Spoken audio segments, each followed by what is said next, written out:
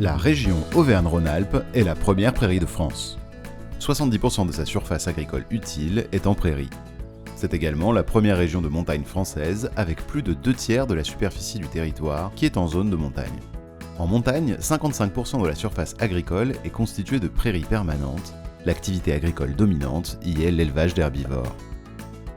Le lait de vache est la première production en valeur avec plus de 3 milliards de litres de lait produits chaque année, dynamisée par les productions fromagères en AOP du Massif central et des Savoies. Par ailleurs, une dynamique récente autour de la promotion des produits laitiers de montagne est à l'œuvre. La production de viande bovine mobilise le plus grand nombre d'exploitations pour l'élevage de races à viande spécialisées en charolais et de races rustiques telles que l'aubrac et la salaire. La région compte des plaines et des vallées céréalières où la culture de céréales côtoie des systèmes mixtes en polyculture-élevage et des élevages hors sol de volailles et de porcs. L'alimentation des ruminants se base principalement sur la valorisation de ces surfaces en herbe, soit au pâturage, soit par la récolte sous forme de foin, d'ensilage ou d'enrubanage. Pour nourrir les animaux, et les ruminants notamment, il faut du fourrage en grande majorité et du concentré riche en matières protéiques et en énergie pour équilibrer leur ration et optimiser leur métabolisme de production.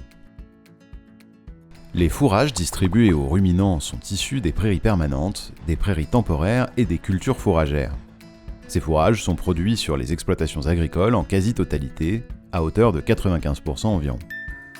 Les concentrés, quant à eux, sont formulés à partir de mélanges de matières premières telles que les céréales et les graines d'oléagineux comme les graines de soja, de tournesol et de colza.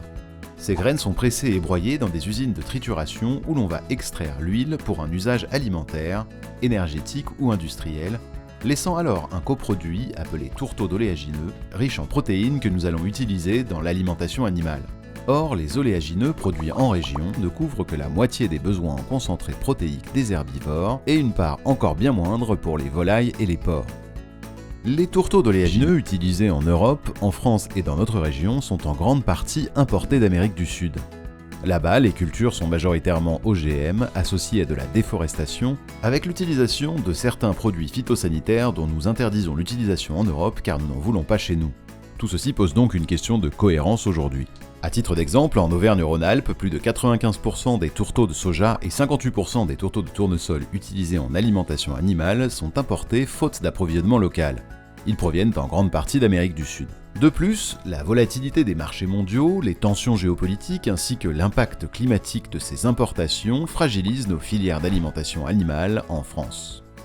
Dans ce contexte, relocaliser et sécuriser les sources d'approvisionnement est devenu un enjeu majeur afin de garantir une alimentation durable et traçable en cohérence avec les attentes et besoins de souveraineté de notre société. Ainsi, nous devons structurer des filières capables de produire l'alimentation que nous souhaitons et c'est tout l'enjeu du projet Coopéara. Coopéara regroupe une quinzaine de coopératives agricoles et agroalimentaires pilotées par des agriculteurs impliqués dans chaque maillon de la filière ainsi que leurs partenaires. L'objectif est de partager des compétences et de concrétiser techniquement à l'échelle régionale une structuration de filière ambitieuse. L'initiative vise 3 objectifs principaux. Relocaliser en développant la production et en produisant localement des graines oléoprotéagineuses, ce qui permet de disposer de matières premières adaptées à nos besoins au niveau des usines de trituration. Relocaliser aussi la fabrication de tourteaux avec le soutien au développement de 3 usines qui triturent plus de 70 000 tonnes de graines oléagineuses par an. Ceci en assurant leur approvisionnement en graines régionales et en optimisant leur process technique de trituration mécanique. Tout ceci doit permettre de réduire les importations régionales de tourteaux de soja de 95 à 59% et de 58 à 50% pour les tourteaux de tournesol. Renforcer l'autonomie alimentaire et protéique des exploitations d'élevage régional. Pour ce faire, le projet étudie une 50aine de fermes pilotes en Auvergne-Rhône-Alpes pour trouver les meilleurs leviers d'autonomie pour les élevages régionaux.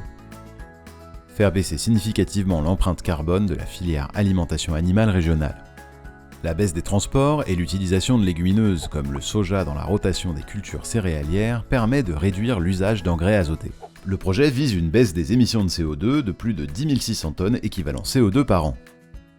Coopéara vise donc à créer et conserver la valeur ajoutée sur le territoire, générer de l'emploi et dynamiser les zones rurales. Le projet vise à terme une captation de valeur ajoutée de 34 millions d'euros par an et la création d'emplois directs.